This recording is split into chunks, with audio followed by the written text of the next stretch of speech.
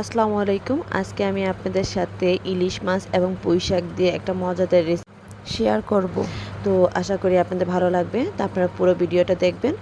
এখানে আমি ইলিশ মাছ ২টা কেটে নিয়েছি। কেটে নেওয়ার পর আমি আপনাদের চামচ দিয়ে দেখিয়ে দিলাম। এখানে আমি ২ চামচ উঁচু করে লবণ এই মাছের মধ্যে দিয়ে ভালো করে মেখে আমি একদিনের জন্য রেখে দিছি। যেমন আমি আজকে ১২টার দিকে দিলাম, কালকে আমি ১২টার দিকে রান্না করব। এরকম আমি একদিনের জন্য মাছটা ভালো করে মেখে রেখে দিয়েছিলাম।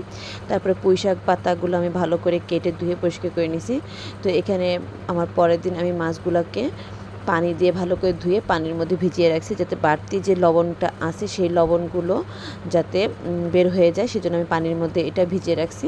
আর এখানে আমি পুঁইশাকগুলো ধুয়ে নিছি। তারপরে এখানে আমি একটা কড়াই বসিয়ে দিলাম। কড়াইটা তেলটা গরম হয়ে গেলে এর মধ্যে আমি পেঁয়াজ দিয়ে দেব। পেঁয়াজটা আমি একটু লাল করে ভেজে নেব। লাল করে ভাজা হয়ে গেলে এর মধ্যে আমি আদা রসুন বাটা দিয়ে দেবো ১.৫ টেবিল চামচ। অনেকে বলে ইলিশ মাছ রান্না করলে আদা রসুন বাটা দিতে হয় না, কিন্তু আপনারা দিয়ে দেখবেন, আশা করি খারাপ লাগবে না খেতে। তো এখানে আমি আদা রসুনটা একটু ভেজে নেব। ভেজে নেওয়ার পরে এখানে আমি পরিমাণ মতো পানি দিয়ে দেবো মশলাটা কষানোর জন্য। তো এখানে আমি হলুদের গুঁড়া ১ চামচ আর মরিচের গুঁড়া আমি এখানে ১.৫ চামচ দিছি।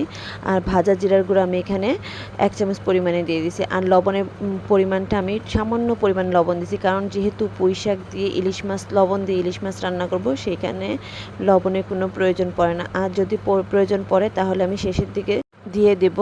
আমি ভালো করে মশলাটা কষিয়ে তারপর পুঁইশাকটা দিয়ে দিলাম। পুঁইশাকটা ভালো করে মশলার সাথে মিশিয়ে ঢাকনা দিয়ে ঢেকে দেব, পুঁইশাক থেকে যেন পানি বের হয়ে আসে।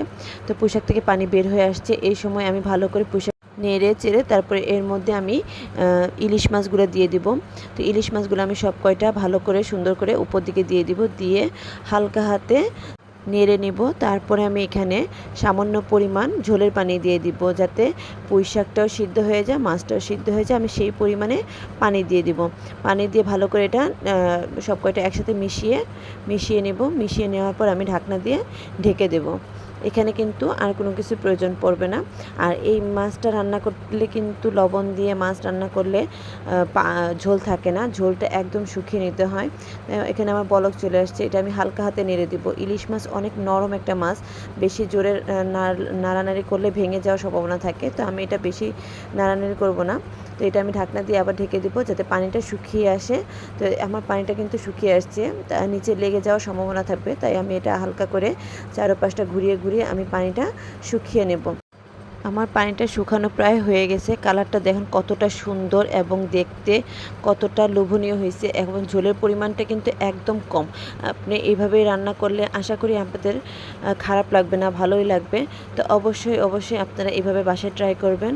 আর আমার চ্যানেলটাকে ফলো দিয়ে রাখবেন। ভালো থাকবেন। আল্লাহ হাফেজ।